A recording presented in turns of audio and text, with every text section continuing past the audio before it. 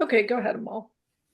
Yes, good morning. My name is Amal and been coming to Erace meetings since 1997 and I always look forward to the dialogue. So that's why I'm here. Louise. Yes, I am Louise, and I've been coming for over 2 decades, first in New Orleans and now in Austin, Texas. Uh, Looking forward to this mini meeting. Mini meeting. I'm Phyllis. I'm in New Orleans. I'm the facilitator today, and I'm not going to go over the rules since we know what they are, and I'm also going to suspend them, but just let's be mindful of not talking over each other if this gets very passionate. But I will say I brought these two articles about interviews with the same author, Molly Crabapple, because I read her book, Here Where We Live Is Our Country, and I thought it was very relevant for the current situation politically in the world and to bring All right. out a history that I think a lot of people, even Jewish people, didn't really have a full grasp of based on I've heard her in a lot of interviews and on some podcasts too. So having said that, if anybody wants to, Well, I'll jump in and just say that I learned something because I didn't hear of the Bund. Is that how you pronounce it? the Bund. The Bund.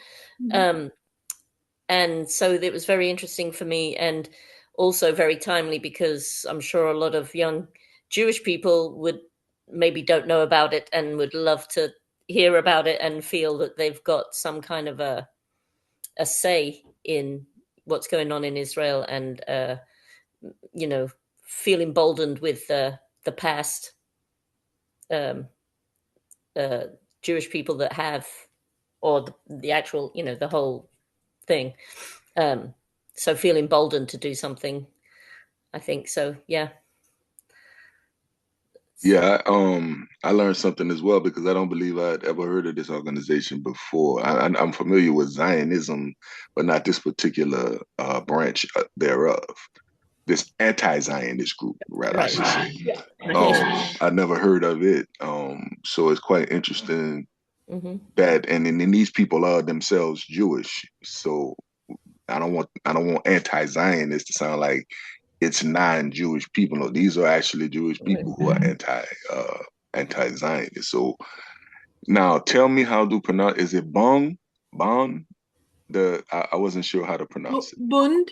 Bund, Bund. Bund. Bund. Okay, is that a Yiddish word or am I missing something? It Yes, says I think it said it was Yiddish Yiddish. Yeah, for. it's the Yiddish. It's the General Jewish Labor Union, and Bund is Yiddish for union. Okay, then okay, now that clears it up. Then Yeah. so yeah, like I said, I learned something by reading the second. I read the second order. I hadn't got through the first one. Okay. But the second one I was able to read, go through, and so it was quite interesting because, like I said, I had never heard of this particular offshoot.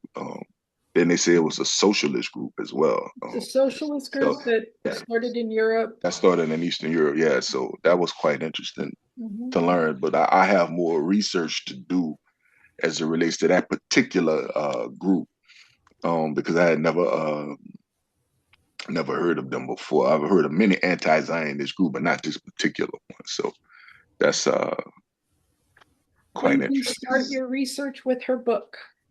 Um, yeah. I guess I better do that then. Yeah. It's a very well researched book with uh, and she interweaves her great grandfather or grandfather, It's our great grandfather. great grandfather, That's the um, painter. Is the guy who's the the painter. Yeah. painter who Yeah. was part of the Bund and then was likely involved in a shooting of Tsarist police and fled to the US. Yeah. And so he was part of that the sort of upheavals um, going on at the time. And it's fascinating to me that this is all going on before even World War II. It was Yeah, pre-World War One. So yeah.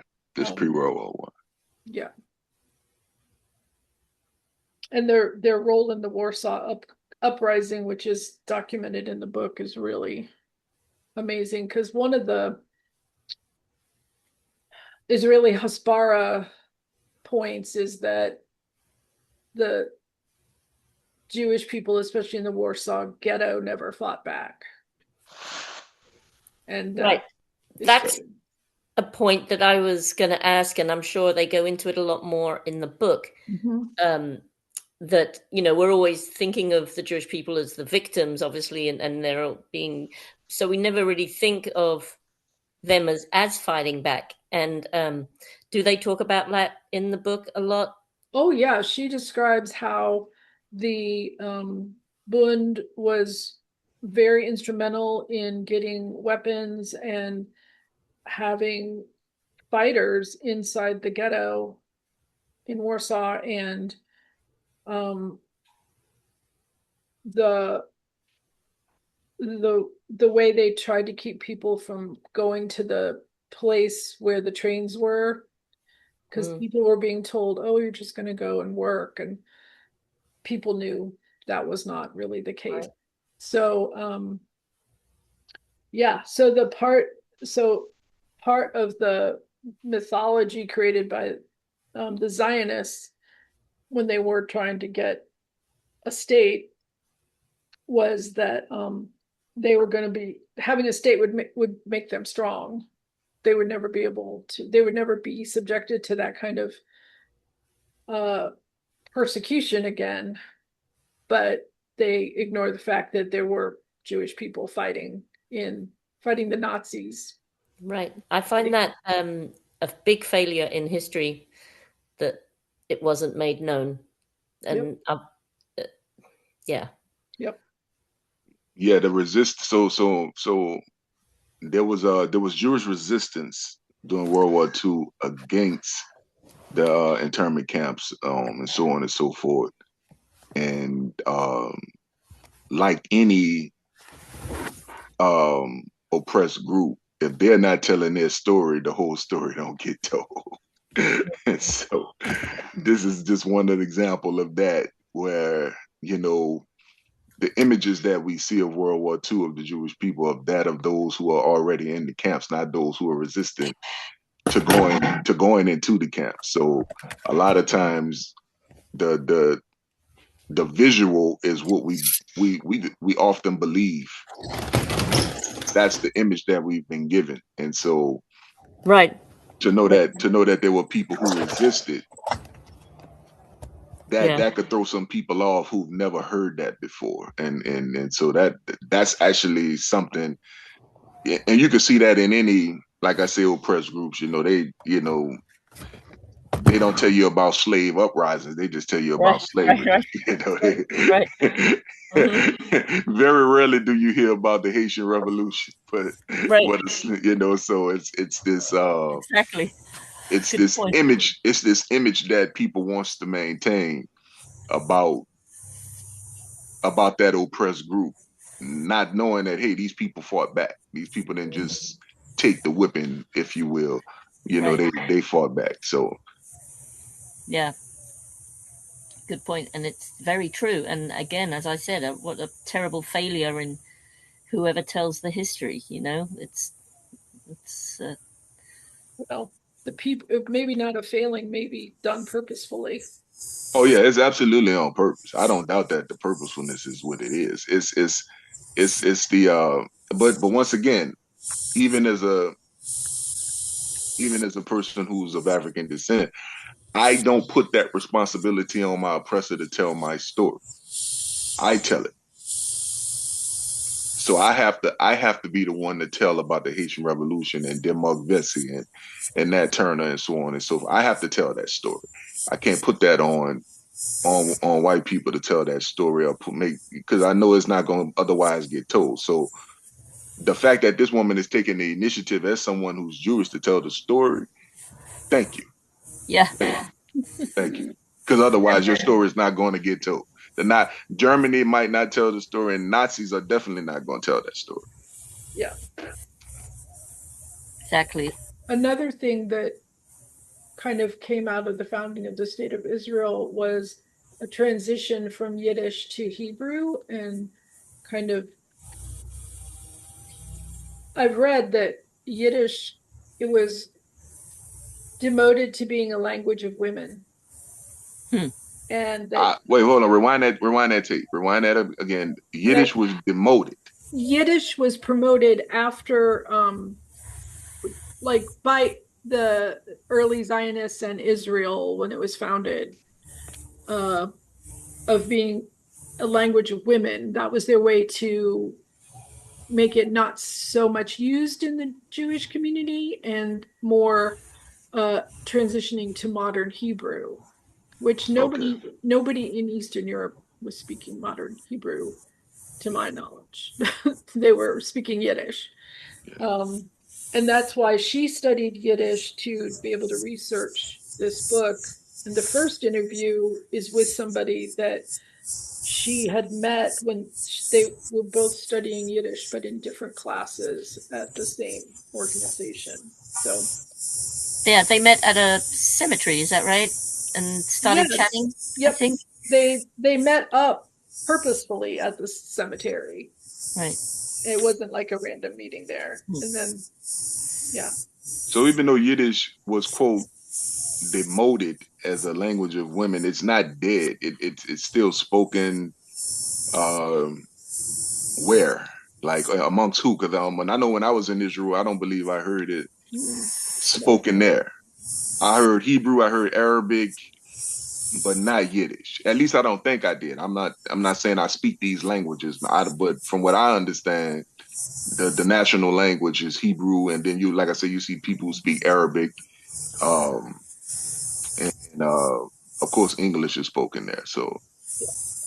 So, what was the beginning of your question? so the beginning part of the question is if this language Yiddish was demoted, is it dead in the sense that let me put dead in context. Dead in the sense that it's not spoken in Israel amongst Jewish people. So I'm assuming that it may be spoken amongst some Jewish people, maybe in New York or Yeah, where there are Right. large populations of Jews, in other words, that would be my guess, not knowing fully. But obviously, if they're teaching it, there's still people who speak who it. speak it. Yeah, yeah. There's a quote in one of these articles, I don't know which one, from somebody who said he didn't mind if Yiddish became a dead language because Latin and Greek are dead languages, but Yeah. people still read their literature, learn it to read the literature in those languages. Okay, okay. Yeah. So I'm not sure which interview it's in, but some of Which these leads me books. to Yeah. say maybe there are things in Yiddish that they didn't translate properly, and when Hebrew came in, like they were losing a lot of the actual meaning of some words or Mhm. meaning or thought process or philosophy, Yeah. that was there Mhm. perhaps. And Yiddish at the when it was used wasn't only spoken by women. It was, Absolutely not. yeah. Absolutely not.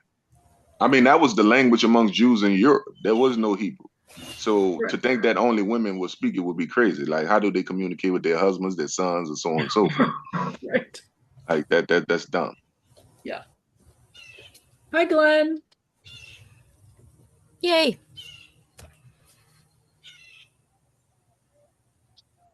So what, based on your research, Phyllis, what was her goal? The Miss Crabapple, what was her goal in writing the book? Is it to reestablish this group? Let me see if I got to get this pronunciation right. Bund. Bund. Bund. Is it to reestablish that or to make sure people didn't forget that it ever existed? I think it's to tell the history of it because it's a history that she didn't, well, she knew it from within her family, but she didn't experience it in Jewish culture. And she Okay. says she's like her mother is culturally secularly Jewish and her father is Puerto Rican. Yes. So she had her great grandfather's art, all of his um, books from when his art was displayed, and the art that he did, and writing. So a big part of the book is going back and forth between his story, and she brings in, people in the Bund who were in relationships with each other, and um, how their relationship and the fight that they were in um, coincided. So it's kind of like a history and also a more like personal delve into the lives of the people at the time, which the way it reads, it's very easy to like keep up. She's got some drawings in the book that she did and some of her great grandfathers, because she's also an artist Okay. and a journalist. You're muted, Louise. I saw your lips moving. Very progressive. Then it's very Oh progressive. yeah, her very leftist. She said her household was She very is, and also there are so many progressive Jews that I think this, as I said before, would be like filled with some hope that yeah. they can fight against what's happening And I in Israel. believe there are newly formed bunds in Europe Right now? right now. Okay. There's a Nice. resurgence. And I love labor stories and labor like fights. Oh, okay. And the Bund they didn't try to, they did, they weren't only Jewish, they interacted with the other labor unions and were all about workers' rights, no matter the religion or ethnicity of the worker. Yeah. I'm so glad you bought this. This is really, I Yeah, love this is learning. really, real Yeah. intriguing. I got to really do some more research. Like I said, because I haven't. Well, if you do, let us know what you learn, because I'd be Yeah, interested. absolutely, absolutely. It's just whenever we bring something that I'm not familiar with, forgive me if I'm asking a lot of questions, but I'm really ignorant. I just don't know. But No, that's the whole point, Yeah, yeah, Amal, to yeah. ask questions. I no. just don't And know. I'm not an expert. I've just read this one book, but I wish I knew in my life why I know the word Bund, like where I learned it, but So didn't you know. heard the word before you read the book? Yes, but I don't know where. And the only thing I could think of was, y'all remember that movie Reds from a long time ago? No. Who's in it? Um, Somebody. let You me say see. Reds? It's what's her name? Oh my God. Hold on. Okay, Warren Beatty, Diane Keaton, Jack Nicholson, Gene Hackman. Hmm. So it's about uh Warren Beatty's an American journalist and communist, John Reed, who's a real person, alongside Diane Keaton as an activist. I think he was a real person, chronicling their tumultuous love affair against the backdrop of World War I and the Russian Revolution. Oh, So I feel like maybe I learned it in there, but I really liked the movie. It came out in 1981. I was 18 years old and I watched it. And yeah. I definitely didn't see that. I was all a two. no, well, you're excused. So now we know how old you are. I have no problems with telling people. We were discussing, Louise and I, before you got on, that you might be the youngest person attending. For a long time, I was. For a Yeah. long time, I was. Yeah, I remember you as a Yeah, 19-year-old when I yeah. first met you. For a long time, I And was. I was so impressed with you. Um, how, and you still are, obviously, like, thirsty for knowledge, and your opinions were so wise and thought out. I mean, you really impressed me. No 19-year-old that I ever knew was interested in these kinds of discussions and learning about stuff. So, and you still do. And yeah, I just think you're great, Amal. Thank you for greatness. Mm. Oh, and also on a bit of a lighter note, I've got two T-shirts that you need to have made up. One is "Can you hear me?" Because you're always saying that whenever you get Nah. to speak, and also the other one is I need to do more research. Yeah, which I do on this particular topic. Like I said, that's why I'm glad it was bought so I can increase my knowledge about it. But one thing you know, I think a lot of times when a person hear the word Zionist, they hear Jewish in that too. Hmm. And there are Jews who are not Zionists. Correct. They're just not. That's right. Yeah, And and we don't so hear about that. yeah, and so I think we have to make the distinction between the two and understand that just because you're saying Zionist does not is not the equivalent of saying Jewish.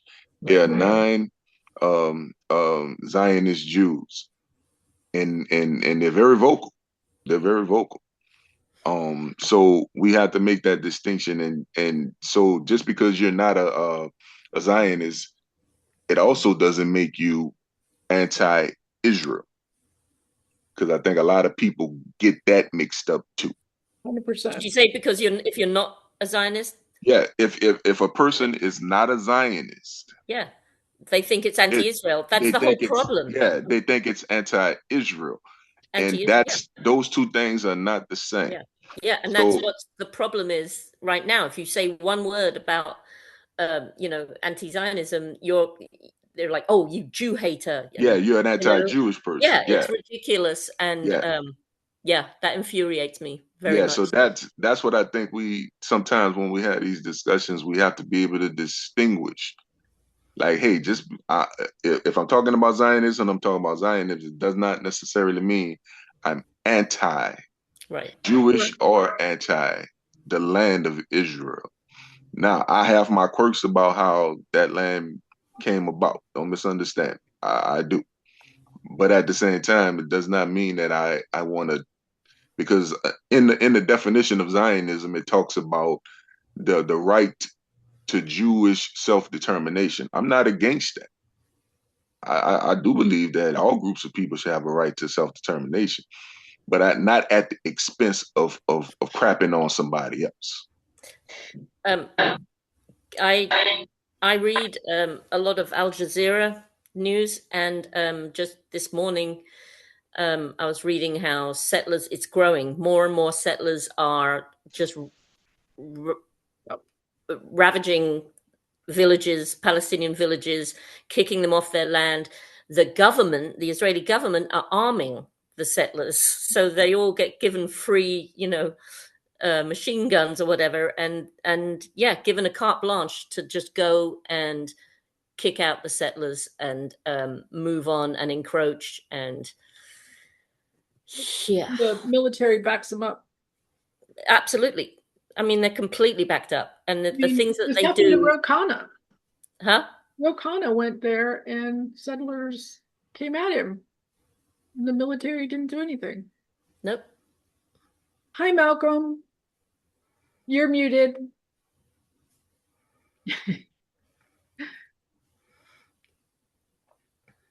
You're still muted.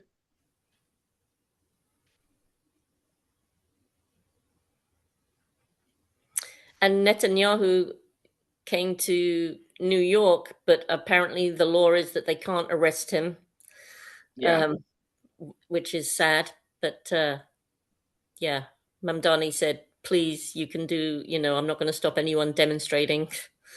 Um, Mhm. yeah, I heard All about right. that. I heard about that. Under what law would they arrest him for? war crimes. He's indicted by the International Criminal Court for war crimes. Okay. And so you can't go into Israel and arrest him for that.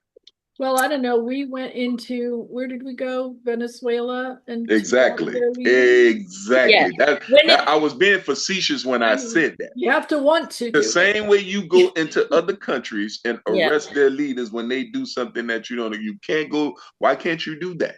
when there's no benefit for them, Yeah, or that's they make that choice. But yeah.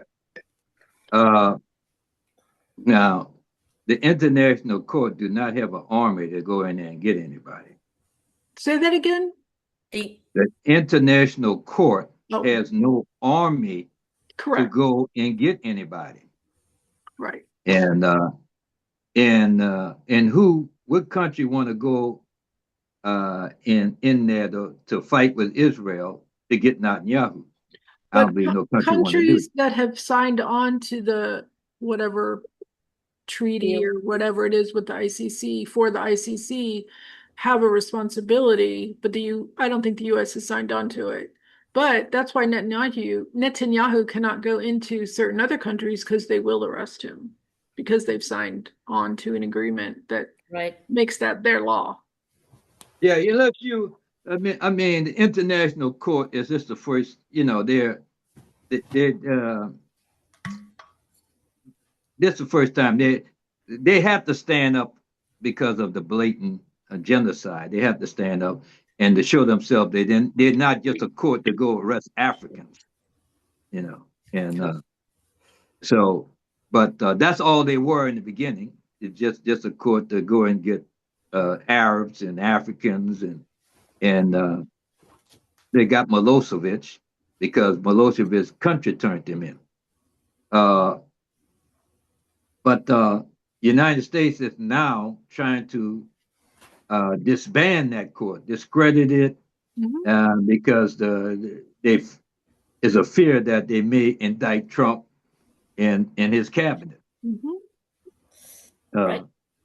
in which one day that the international court will become powerful enough to do that because they'll be backed by.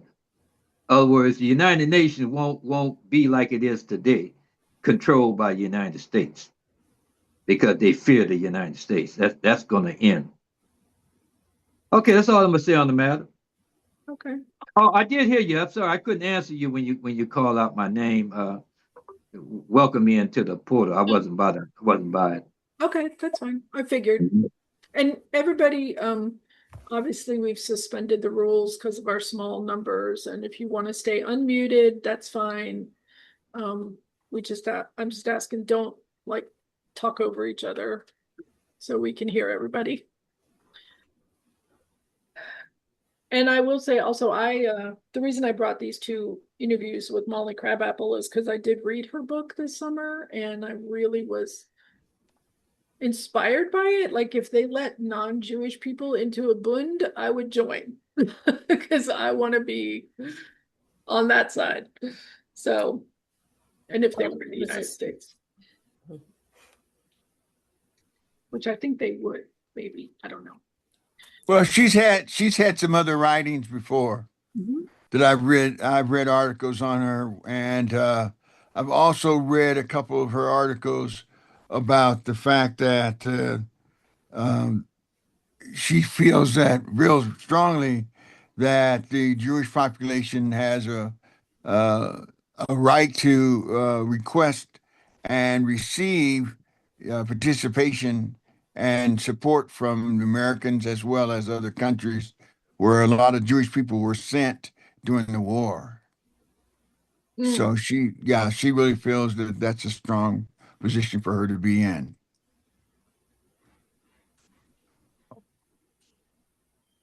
But I just thought I'd throw that in there. No, thank you. I haven't read anything else that she's Yeah, written. It's not yeah, related I to am. this. Good. That's good to know. Well, I'm sorry I'm running late. I had some other things I had to take care of.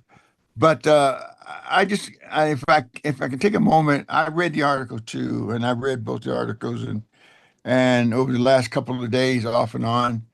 And I guess if anything, I think that some of the things that have bothered me is that we still continue to uh, feel that the Jewish story is more important and than the American African American story of Africans in America and Black folks in America. Is that there seems to be more sympathy in that respect, and I think at times I'm concerned that um, when there's violence against Black people, it's just their nature, everything. And when there's violence against Jewish people, it seems to take center stage, and all this support comes running out to set up laws to protect them and so forth. I think that that continues to concern me because the same thing that happened before is that a lot of Jewish people decided that they wanted to be part of something, and they did no longer let people know they were Jewish, and they were able to pass through. And yet, no matter what we do as Black Americans and Mexicans and so forth, we seem to be able. We cannot just decide that we want to change our names because our face and our color gives us away. So I think that when we need to start thinking about those people who were discriminated against and yet were unable to be able to make that change and changing our names or something and then become successful. And once becoming successful, then we decide to take our names back up. Hmm. Good point. Thank you.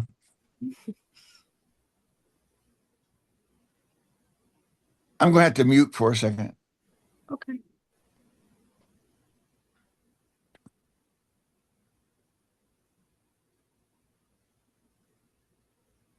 And I want to reiterate that as well, Malcolm. I think you hit the nail on the head that the Jewish, anyone that speaks against Jewish people or against Israel or against, um, is treated like they're a terrorist and a terrible, terrible person. Um, because the Jewish people are cocooned in a little, American bubble, really. America has always had a good relationship and basically taking care of them in the Middle East. And that I think, uh, well, thank God for cameras and modern day stuff because we would not have known the atrocities which have been going on for years and years and years and years and years. But now they're, you know, everyone, Joe Schmo, and everyone can see it. What's going on in Palestine? Um, what's my point? My point was just to reiterate yours, really. But now I feel like the tide is turning a little bit, and people are seeing the atrocities for what they really are and what's going on. Um, and let's see if anything changes. I don't know if there'll be any Palestinians left, but we'll see. Yeah, we have to be careful with that even because I think even with cameras, people will still try to convince you that what you're looking at ain't true. Right, right. Or, We or if it's true, the people getting hurt or killed deserved it.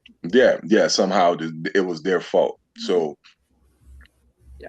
I understand your point, Louise. I don't want to make it out like what you were saying isn't valid. Cameras are good, but I think it boils down to who controls the narrative when reporting on some of these things. Sure.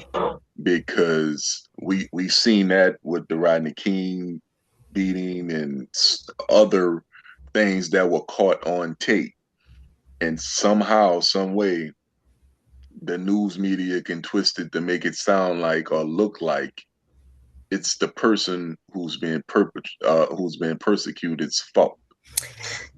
Mm. And we see that in Palestine. in various other parts of the world. I don't want to make it out like it's just in the United States. We see that in other various parts of the world. So um, I understand the need for those cameras and the usage of those cameras. But at the same time, who controls the narrative when it comes to reporting about these things? Because the person who controls the narrative when it comes to reporting about these things could twist what you're actually looking at around and somehow try to convince you that what you're seeing is not what you're actually looking at. So here's a man on the ground being beaten. But if he wasn't speeding, or if he probably was drunk, or maybe he was high, or we don't really know, and it becomes all of these other things that has nothing to do with No, I can see what that. you're looking at. I can see that, Amal, but there is a lot of people who don't just blindly follow, thank God, of what the narrative is through the media. There's other loads of little other internet sites or news agents that actually do, Thank God for alternative news. Yes, that and exists. if But people most people don't follow, know about these alternatives, so they get their news right, from these major news stations like CNN and CSNBC and right. Fox and so on and so forth. But what I'm saying is, before we had all those cameras, no one knew about it. But now there's a vast majority of people who think and want to think for themselves and do their own research that, can see that. And that is down to, cameras, and they're actually shown the atrocities that go on, and they don't believe the hype of, Western media. Yeah, that's true. I see your point. Yeah. On that subject, uh, you know, the when other people get money, that money that's um, amounting to trillions of dollars, maybe a trillions of dollars, and the those Arab leaders in the Gulf, they got trillions of dollars in American bank, 5 trillion. That's quite a bit of fun. But they don't know how to spend their money. But now you take the Zionists and those who are actually behind them, they gain wealth so that they can control people. They have bought our Congress and our they have bought our president. And so here we got a country that's that's supposed to be America first, but is Israeli first. Even though this war is hurting our economy and it's gonna make it even worse in the next few weeks, we can't turn around because we are not in control of our own country anymore. Israel control the Zionists control our country, and and most Americans are not going to know it they uh, until a catastrophe, to the calamity happens in the economy. That's all I'll say right now. I think, Glenn, you weren't here at the beginning of our conversations, and I think there was a bit of hope that maybe people are turning away from, what's going on and what has been going on, and they've realized a little bit of how Israel has its claws in our government. I do believe things are changing and people are realizing. Of course, they're the people that think for themselves and do their own research and, you know yada yada. But I think there is a little bit of hope there, perhaps, that the Well, mood I, is I think I think you're correct in that, because like I think in polling over 60% of America is against Israel and what they're doing. right. So, and also we did have a vote that where Democrats, quite a few Democrats voted against funding Israel anymore. but it was beaten down. But I see, but uh, if we think by getting rid of Trump that and the Democrats getting in power, uh, all of them is Israel. All of them has is taking money from Israel, Mm. from the pack, from the APAC. They all of them taking money from APAC. When Biden was in, he pretended that he was talking to Netanyahu for him to stop the bombing, but he was giving him more bombs to throw on the Palestinians. Hmm. And Kamala Harris, same thing. When people think she was going to make a change, no, she was Israeli first. So, and the Democrats are voting right now to give Israel everything they want. So I don't think that it's going to be a major change if they get into power.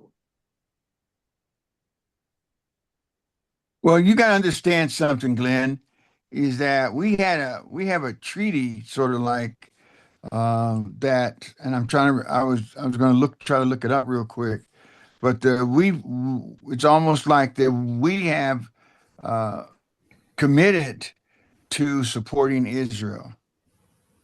It's a commitment that we made back right with the Carter administration when he brought the two nations together, and his part of his deal was that United States would continue to support Israel uh, for and give its military, and so and its right um, to be able to live as a nation unto itself. So, And why are we why so it's all about lofty democratic reasons that we are supporting Israel. It's Mm. not sure. no Israel is our foreign legion in the Middle East to make sure that none of these in other words do most of the dirty work for our government because it's all about controlling the energy of the world. It's all about controlling that energy. They want to make sure that uh, the petrodollar is how they got to sell their oil. They can't sell it in Japanese. It's got to go through the petrodollar. Then it goes to all the Western banks. You have to go to all the Western banks, and that puts you at a very disadvantage because they stole the Iranians $300 billion from the Iranian that was in the American bank because they had to go through the American banks to sell their oil. They uh they they stole $300 million from Russia uh, because it was in that system. Uh, so it's the war with Iran has never been about nuclear them gaining a nuclear weapon. It's all been about controlling energy and trying to stop China from becoming the number one nation, the most powerful nation on earth, an economy that's going to be the number one nation, and it's probably already surpassed America. And and the only way they can see of stopping its progress is to control the energy that they're receiving. Yeah, I want to make sure people understand that because you're critical of the Israeli government does not make you against the Jewish people. Because I think a lot of times when someone is critical of the government, the Israeli government, people are quick to call you anti Semitic. Those are not the same thing, being critical of the government and at the same time being supportive of the people. You can Right. be critical. You can be critical of the government and not hate the Jews as a people, the Jewish people. Yeah. So I want to make sure that those two things are understood because in conversations like this, those two things could be misunderstood and people will think that you have a problem with the Jewish people. No, I have a problem. I do not have a problem with Jewish people. but I can be critical of the government equally as I am of the American government. I don't want to make it out like I've never been critical of the United States. I've been very critical of the United States government. I'm a black man living in this government, so how can I not? How can I not be? So uh, understand that just because someone is critical of the Israeli government does not mean that they are anti-Semitic or have a problem with the Jewish people. So those two Right. things are not the same. I want to make sure people understand that when we're having these types of conversations, because a lot of words can get gelled together to mean the same thing. Zionist does not mean Jewish because there are nine Jewish Zionists. There nine Zionist Jews, I should say. So we got to make sure that when we using certain words, that we're distinguishing in them from other words that could be made out to mean the same thing, and they're not the same.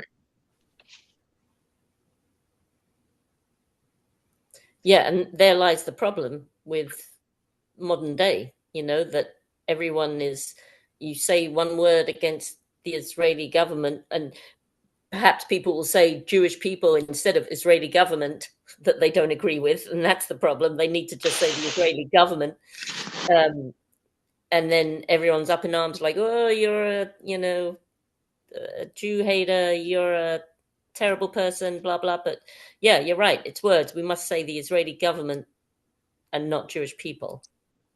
But part of the problem is Israel and their propaganda wants to be associated as being the Jewish people.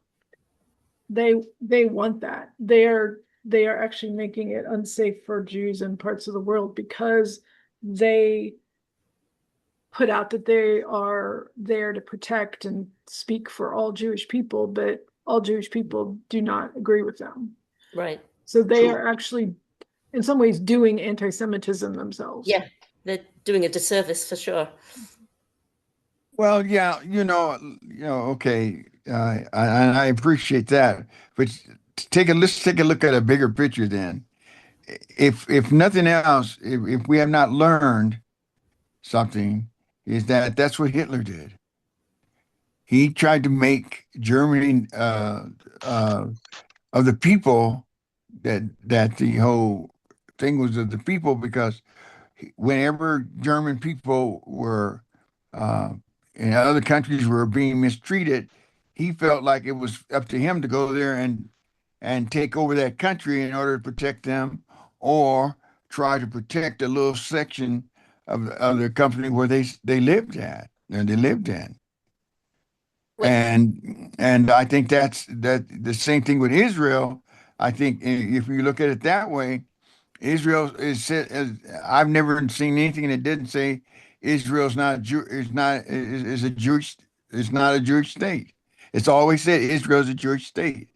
So you're basically saying, you want them, that there are people in Israel that aren't Zionists. You're probably true. But the government of Israel has always stated it is about the people. So wherever their people are, there are Israelis as far as the Israeli government is concerned. um, clarifying question. What? Sure. Who was? Who? You said Hitler was going into other countries to protect people. Who was he protecting? Oh, people of the Russian language that were living in parts of those countries.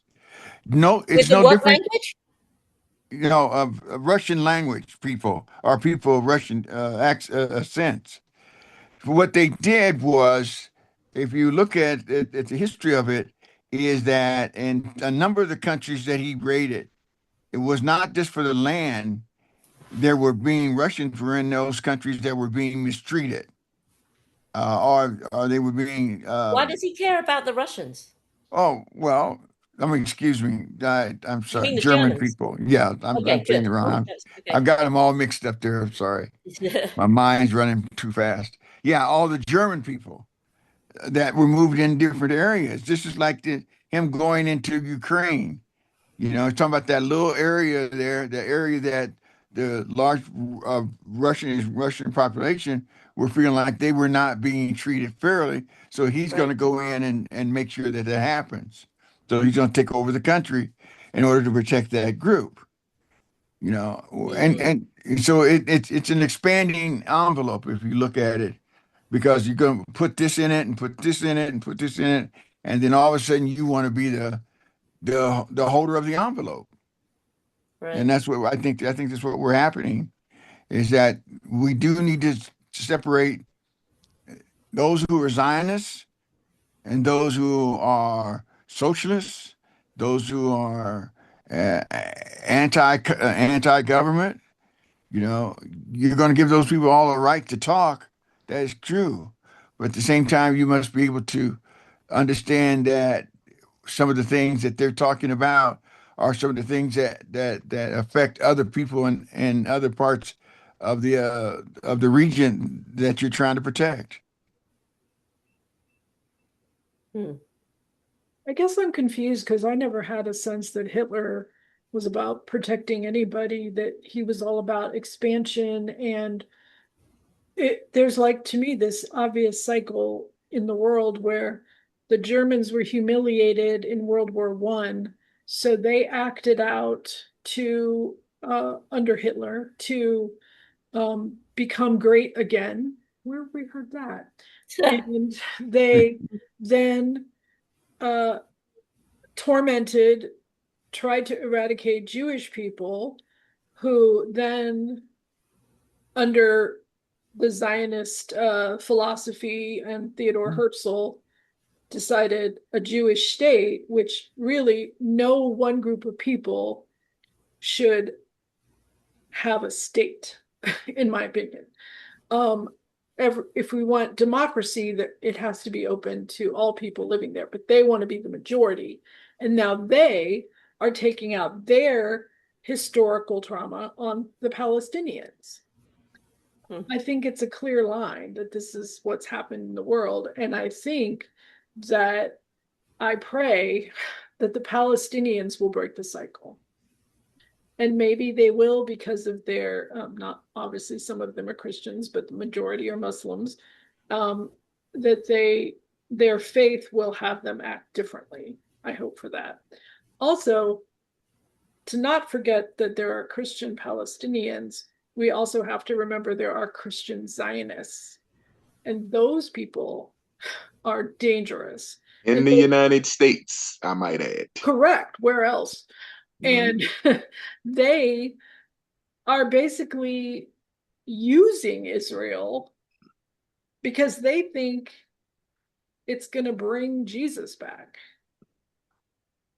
Uh, there's some sort of a psychopathology going on, but yeah, that's all I'll say for now. Yeah, like the news media that we was talking about before uh, is controlled uh, by the Jewish people. Even if they don't own all the stations, they can put pressure on all the stations to follow their line. All over the BBC, all of them have compromised themselves. All the Western news media have compromised themselves. None of them is telling the truth to the people. And so we come out believe believing that Russia is our enemy, and we got to have a over $1.5 trillion military to protect us from them bad Russians, to protect us from them Iranians, to protect us from the Chinese, using these people, using these countries as as an scapegoat for people to make money in the industrial military. Uh, Russia made treaties with America, nuclear treaties. We broke them. Uh, the Ukrainian war is not what you think. What they gave us was brainwashing. The whole thing was about bottling up Russia and depleting Russia and by going to make Ukraine a NATO country. And NATO is nothing but a bunch of thugs masquerading as democracy. They're nothing but a bunch of thugs. And so after Russia, the Russia fell, and all the countries around them left the Soviet Union. NATO comes in and armed them and point missiles at Russia. Now we thought we as Americans thought that was cool. That's good. But see, we exceptionists. When Russia had missiles coming into Cuba, you saw how we reacted to it.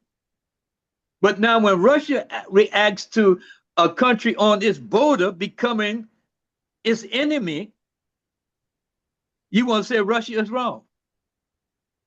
They brainwash you and they think that Russia don't want them people to have freedom. But Russia is protecting themselves from our government, who we think is a democracy. Mm-hmm. Or we think our government is the best government in the most truthful and lawful government in the world. When we the only ones that got 800 military bases all over the earth. Yep. We're not those countries. We put them in every Middle Eastern country. Put military bases, but now Iran is kicking them all out. And I'm gonna tell you another thing. Israel them Zionists going to get out of Israel. Israel is finished. But you'll never know it. You'll never know it. You'll never know it listening to our media, but they are finished. Go ahead, Louis. Just keep watching. Just keep watching. You're going to see what I'm talking about. No, I'm agreeing. I'm hoping so. I mean, we were saying that earlier on, that I think that people are turning, they're realizing that the evil that's going on there, and how evil Netanyahu is, and what a despicable, horrible man that he is. And I think people who think for themselves are realizing that. And back to what you said before, Glenn, about the fear. Yeah, I mean, come on, man. Throughout history, fear is what the government or people in charge always try to instill in the average Joe Schmo, because, fear will make you do or vote or do anything, So it is fear, but I agree with you. I think I don't think we should be fearing foreign governments. We should be fearing our own, really. So, yeah, we'll see. Hopefully there's a lot more free thinkers happening than there were before. I want to say that I think that the internet has also played a big role, social media, in making Israel's genocide of the Palestinians visible. That's what I was saying earlier. Yeah. So we don't just have to worry about mainstream media and alternative media. We also have, and I'm not arguing with anybody, we also have the social media, which has somebody can literally say a statement, a description, a time, a place, and I will remember exactly the image that I saw of some horrific thing happening. Right. And currently, I don't know if you all have heard, I don't really watch mainstream media. I have not seen any propaganda about what's going on in Morocco, but I guess people are trying to say that Moroccans are trying to invade Spain when they're really taking over a part of Morocco that Spain colonized. Exactly. And I learned that from social media. The first I heard of it was people debunking it. I didn't even hear the original story. I heard the debunk. And I'm like, oh, okay, well, thank you. I'm glad I know that now, because I wouldn't have believed it anyway. But it's like, why do you keep trying to make Hmm. Muslims in Right. Europe horrible Oh, when Yeah. they've been trying to make Muslims. Come on, this has been everywhere. going on forever. Forever. Like the Muslim is the evil person. I Go saw back to movies. this Yeah. white woman in Michigan talking about the Muslim problem we have here in Michigan. I'm like, oh, the problem of having access to excellent baklava, is that your concern? I'm like, what? I would love to live in Michigan if it weren't for the snow. Well, too much Yeah. baklava will kill you. Well, no, I wouldn't eat too much of it, but yeah. I It's would. no different. It's no different from a Mexican coming into Texas. You stole Right. the land, Yeah, and exactly. I then mean, you try to no, build a border, an artificial border, telling people that they can't come onto their own. The right. the reality of the matter is this: Benjamin Netanyahu stood before the world and said, as long as he's prime minister, there'll never be a Palestinian state. Mm, Nobody said nothing. right. Nobody said nothing. He's just trying to stay out of jail. And so the reality of the matter is this: as long as you'll never, I can't remember who I heard said they said, but there'll never be justice on stolen land. Yep. Never Mm, be. You'll never have it. You'll never have peace on stolen land. And the Palestinians have been resisting since 1948, and they will continue to resist as they should, because what's going on is that land has been stolen and continues to be stolen to the point to where the Palestinians as a people and the Palestine as a state, the idea wouldn't even exist because so much land would have been taken. So the resistance is because of stolen land, and it will continue. That resistance will continue until it is fair. Until it is fair. And now the question becomes, what does fair looks like? Because the Israeli side has made it very clear that fairness will not look like fairness for the Palestinian people. It just and it once again that resistance from the Palestinian people will continue until that fairness is fair and equitable for both sides. It's going to have to be that. Otherwise, this resistance is going to continue. You'll never have no peace on land that's been stolen. It's just not going to exist. So we could throw all the politics in it and make it sound fancy at the UN and then little social groups and then no. The bottom line is that land was stolen. People are trying to reclaim land that was stolen, and until that land is given back in the 1948 borders are reestablished, you're not gonna have peace over there. It's not gonna happen. It's not. Well, I appreciate the whole conversation. I think that I guess the concern I continue to have is that we um, are picking away at a scab, but have not come up with a solution to it. I think that's my biggest concern when we talk about all these little issues that we have. We keep picking at it, but we haven't come up with a solution for it.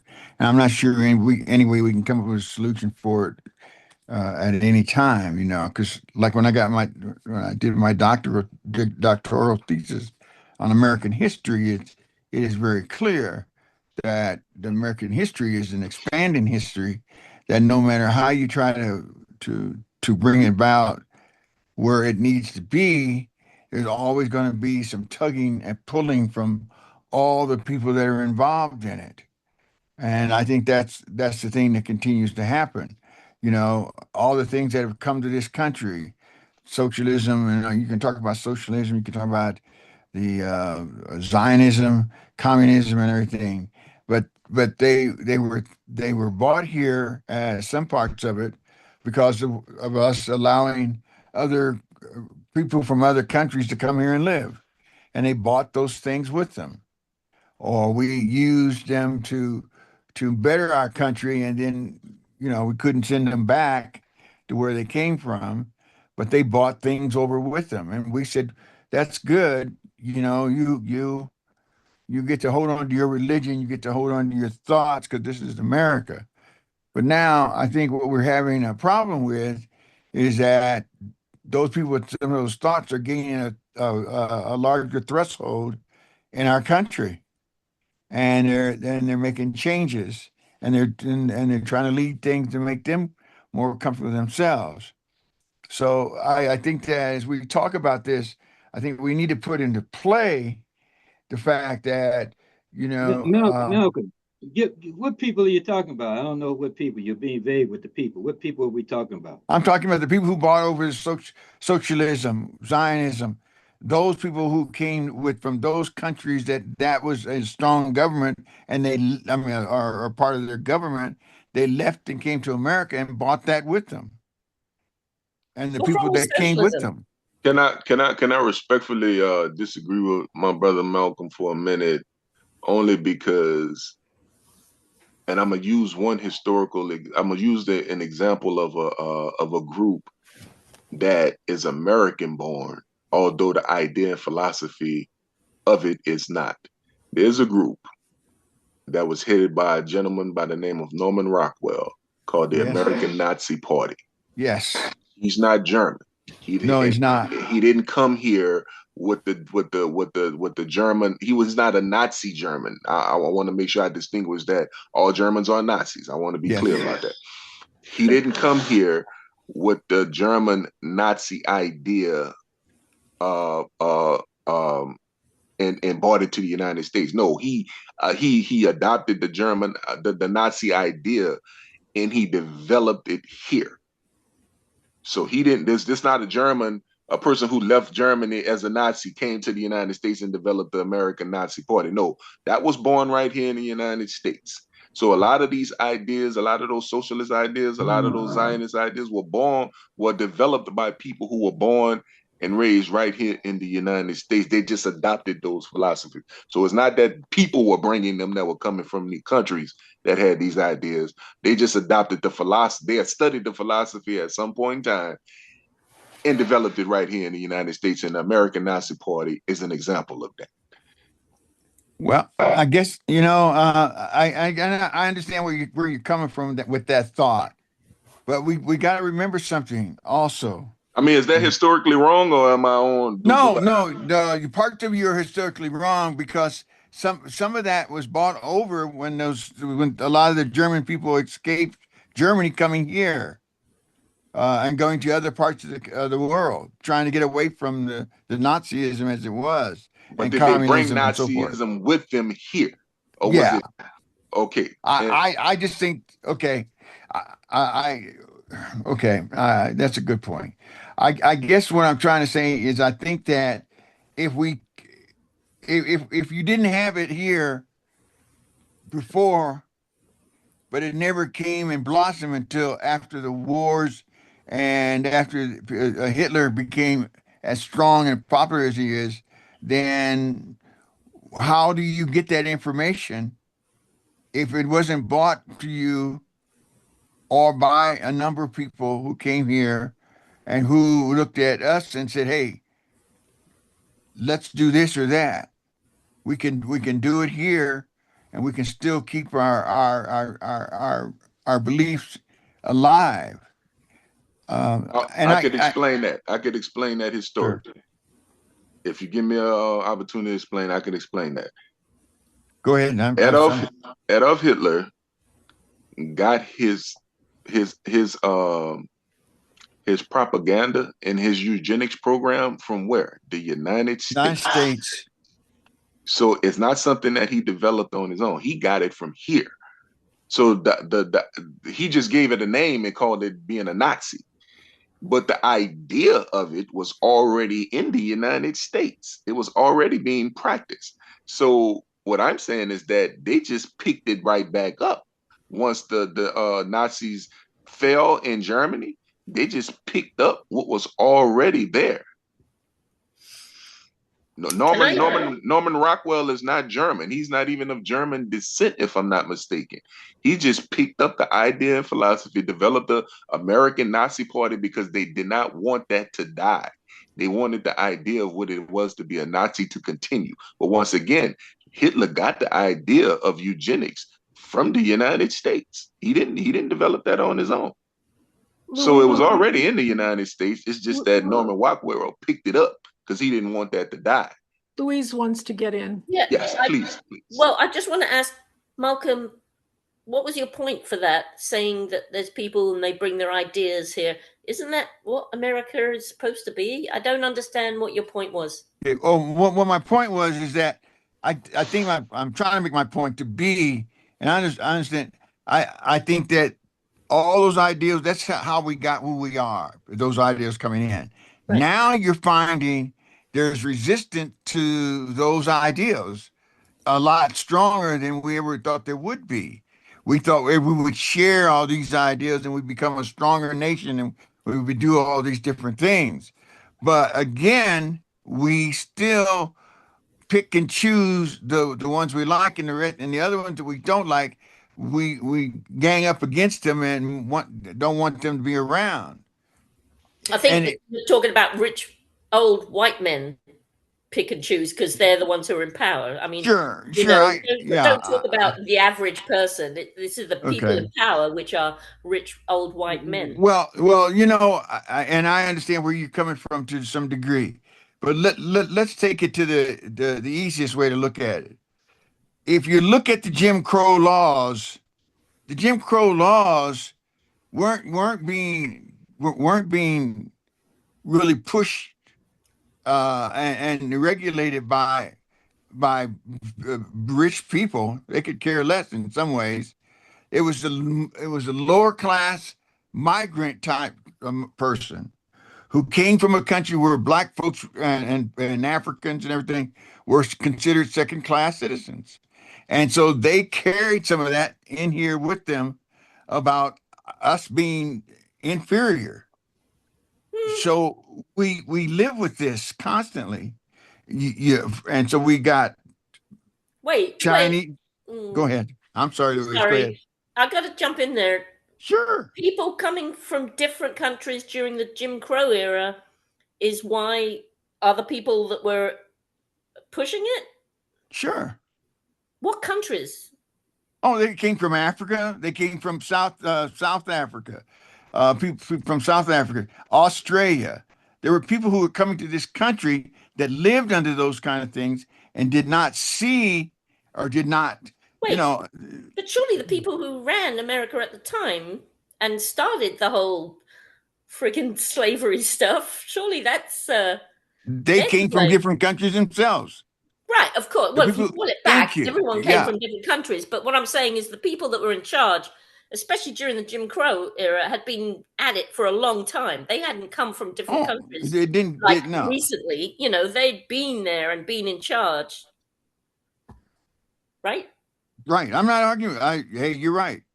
But I'm just saying that if you look at how, and I that probably wasn't a good example either. I think about it now. But you look at how that kind of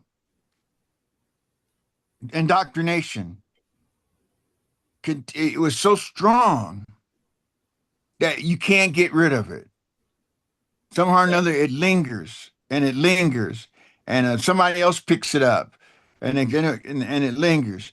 Now take that little ball there, and you plant it like it in Israel, or you plant it in Iraq or Iran or wherever, and Japan and so forth.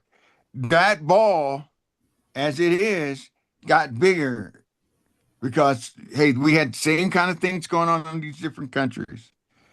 And now what you have is this whole a dichotomy, well, uh, puzzle. I'll say a puzzle of all these pieces. And now what we're trying to do is make sure we can make a full puzzle and make it all fit and be able to live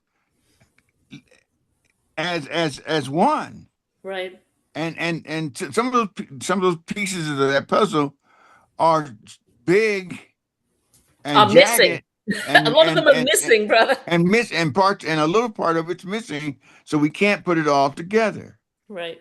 So I look at the missing pieces now start to be, we're talking about the socialism and iron and we talk about these different things.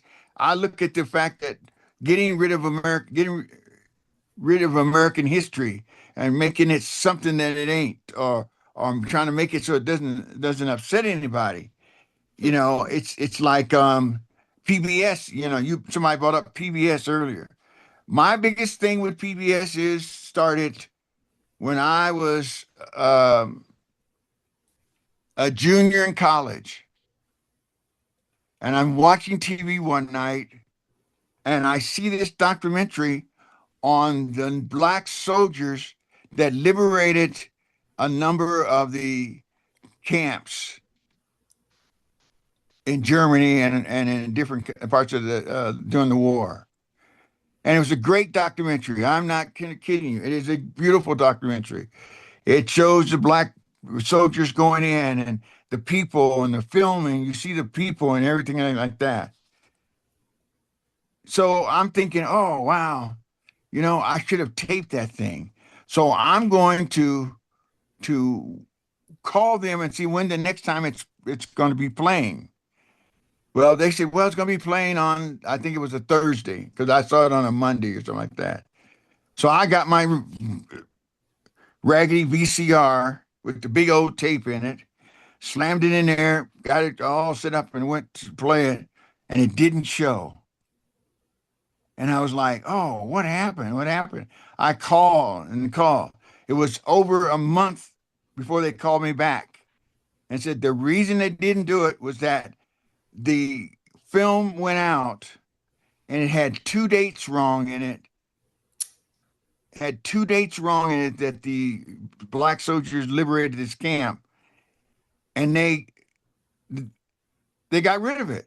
I mean, and I guess it's in the archives now, and they just kept because it had two dates that were wrong, Mm, and so they thought of it. So now you just wiped out a beautiful part of history that right. should have been seen by all.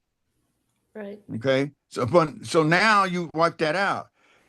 I look at the Israel thing and I say, look, they're trying to wipe out the Palestinians who were basically how they became about. It's a history there between the Palestinians and the Israelites and so forth. So I think that, and I guess I'm going by a long, long way around to it. Sorry, can I just cut in? It's Yeah. 11:25, Malcolm. Okay. We're supposed to end at 11:30. Okay. We aren't keeping to a time limit Yeah, of I understand. speaking. Sure. Go Yeah. give other people a chance. I'm sorry. So is there anybody who wants to have some final words right now, and then I'll do my quick wrap up? I actually wanted to ask Malcolm a quick clarifying question as it relates to something he said. When the people told you that the reason that they didn't re-air that documentary because of two dates that they got wrong, did you buy that? You know what? Yeah, I did in the beginning. I did. It All right. wasn't. It went to years later before I realized that if that was it, then somebody got. I don't know. I guess I always felt that somebody put their finger on the scale. That's all. Mhm. Okay, Okay. that's what I All right. wanted to ask. I like to say Louise, do you want to something. say something? You talking to me? No, I was asking Louise. Oh, no, No. I'm good. Thank you. Okay, even no wrap up comments? I, oh, Not really, just that I'm really happy that you bought this because I learned something. Okay. And that's I hope always everybody reads the book. a really Glenn, good go thing. ahead. yes. Yeah, I hold out this today, America's dirty laundry. But uh, I want to save America. I want to see it live up to this Constitution, a beautiful Constitution that was written. And I like to, well, if we don't have a Constitution, people living by the Constitution, government living by the Constitution anymore. There's no real reason to stay in America. Okay, that's my point. Amal? Yes, I enjoyed this article. I just had to do more research on this anti-Zionist group called, and I'm going into my pronunciation again. The Bund. Boom, Bund. boom, Bund. boom, Bund. Bund. Bund, boom. Bund. And maybe it's my New Orleans accent just It might messing be. this up. But I'm gonna get it right, and I had to do more research. It helps. I would say it helps that I listened to the book Yeah. to understand pronunciation. So you saying you would have messed it up too had you not listened to the book? Probably.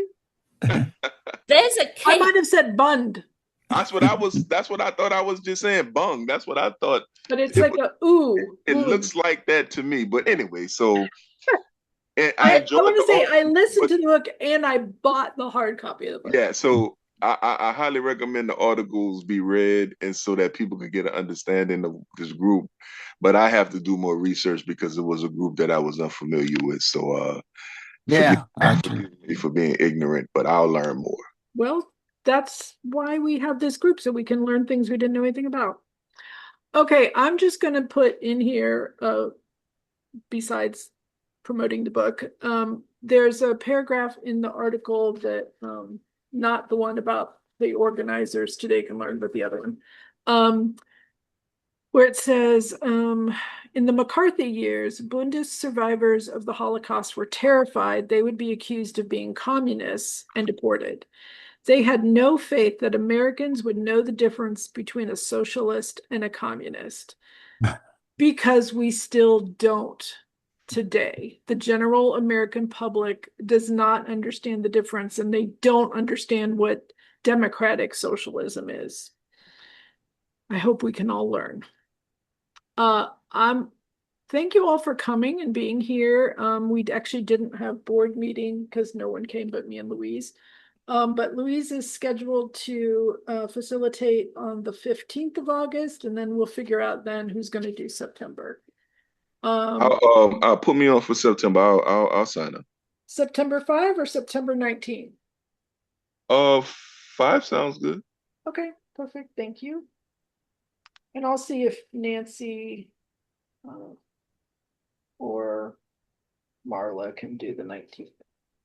Okay, thank you all for coming and being here. And Thank you for the article. You're very Yes, welcome. thank you. That was actually kind of a cool meeting. I like it. I'm gonna get bung right one day. It was, you just did.